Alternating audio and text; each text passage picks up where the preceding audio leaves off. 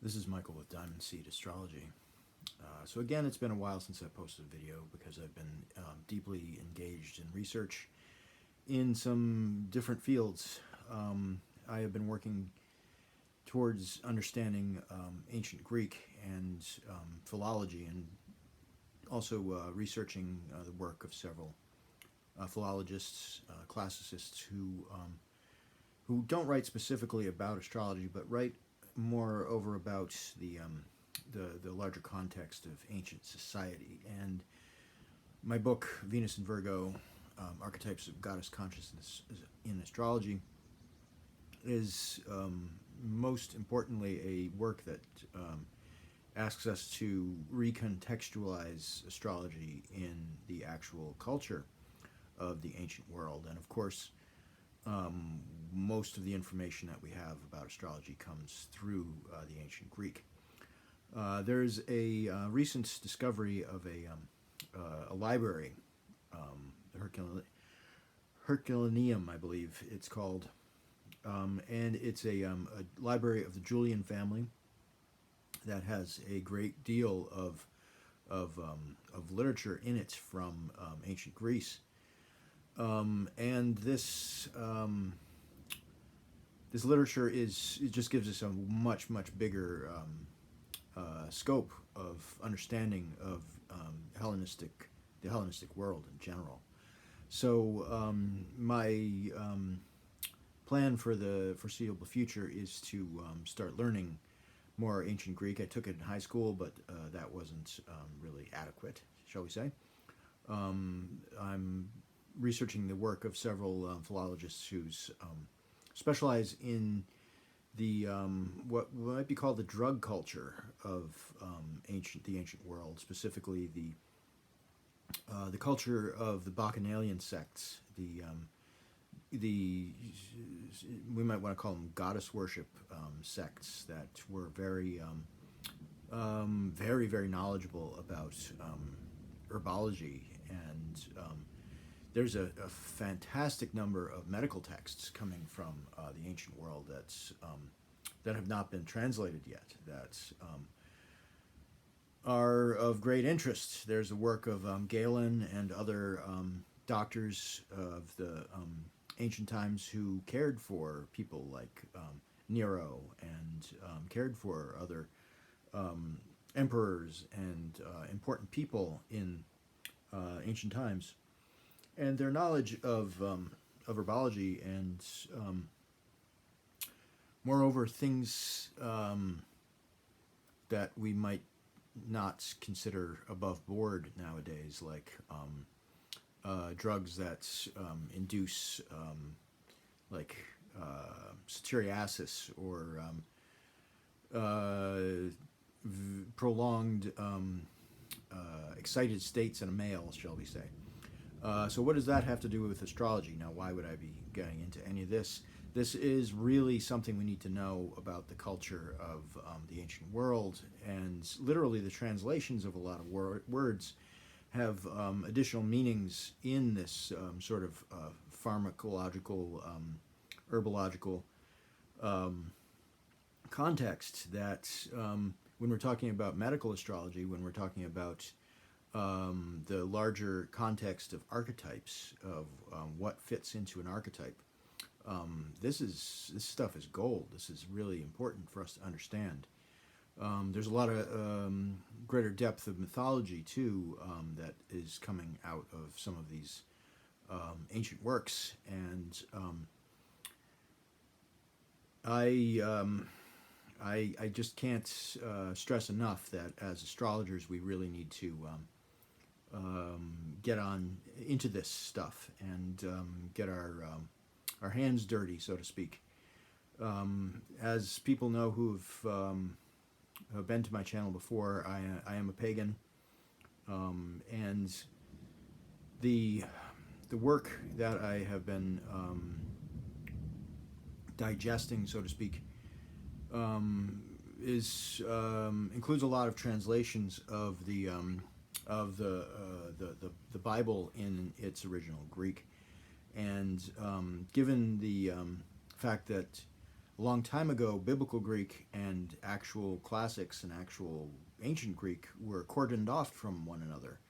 The Biblical Greek was put into a little pen of its own, in which it has its own translations of words that do not actually reflect the larger vocabulary, the lexicon of ancient Greek. So people who have studied Biblical Greek are kind of pathetic in their understanding of the scope of actual ancient Greek. And up until, I think, pretty recently, the scholars like Karl Rauch, I believe is his name, or Ruck, forgive me if I mispronounce it, have been really introducing the idea that drug use and recreational drug use in particular, but a real wide variety of uses of drugs, including as poisons in military contexts, in some pretty sketchy things like experimenting on slaves, and there also needs to be an understanding too that in the ancient world there was a slave trade, and this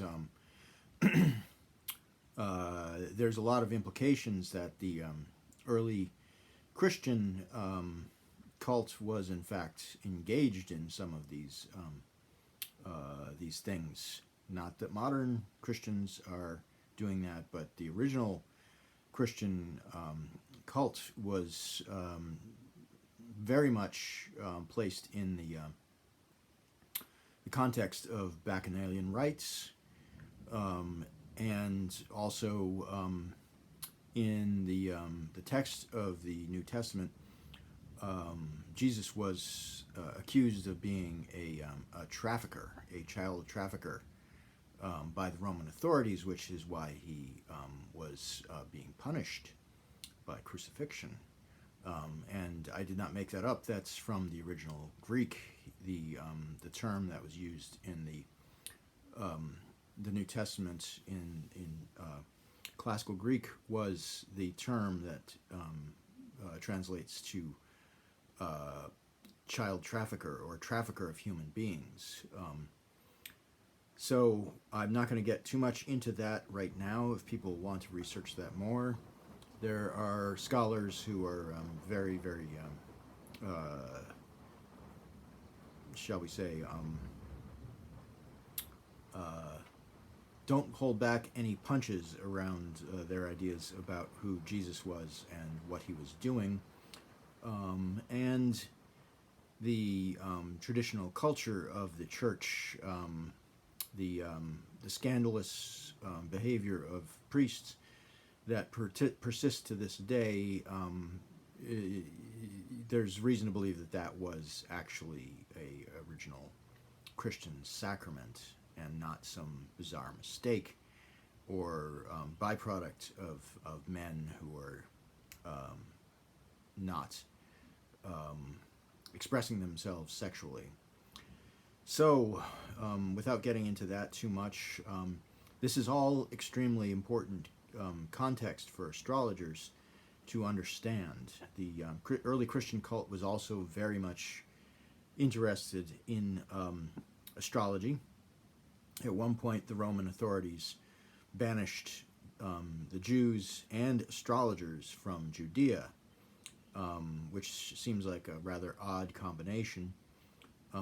But it's not when we understand that the stellar prophecy under which Jesus was born is clearly astrology, and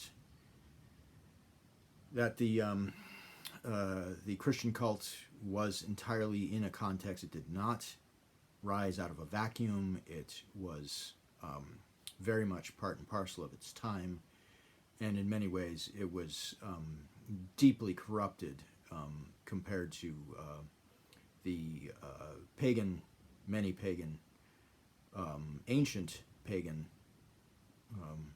religions that I don't think really had boundaries set around them, because these were polytheists.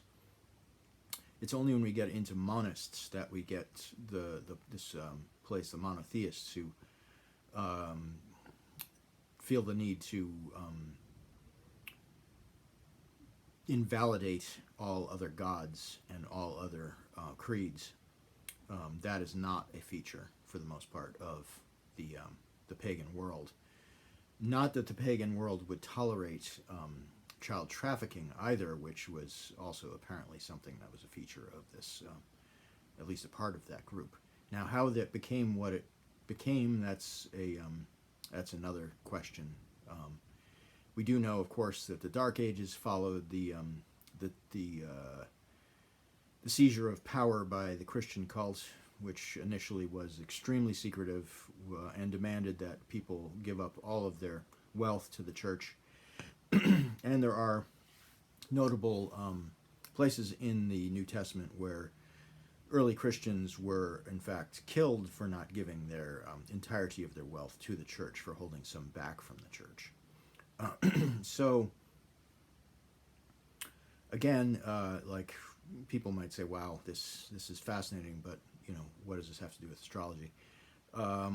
So this has everything to do with astrology. This is, astrology is rooted initially in the context and the culture of goddess cults, of bacchanalian cults, of this larger culture that really, once you start to see it in the zodiac, it cannot be unseen. The zodiac tracks the life force, and the planetary forces shepherd the life force through the year, and that's simply what it is. It's a very pagan, earth-based, religious context, and it has become, in becoming a divination art, which I think it always has been to some degree. We can sort of gloss over the pagan-y aspects of it, or we can minimize them and just say this is a divination art that works. We're not too worried about how it got here and why, and people can do whatever they want. That's fine.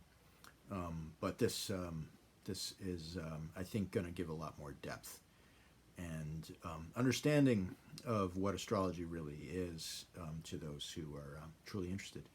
Okay, so again, I'm Michael from Diamond Seed Astrology. My current work is to get myself back into the ancient Greek, even though, it's easy to cordon oneself off, because I do consider myself a heathen, but the importance of understanding the context of this will bring a lot of light to all types of paganism. All right, again, this is Michael from Diamond Seed Astrology. Thank you.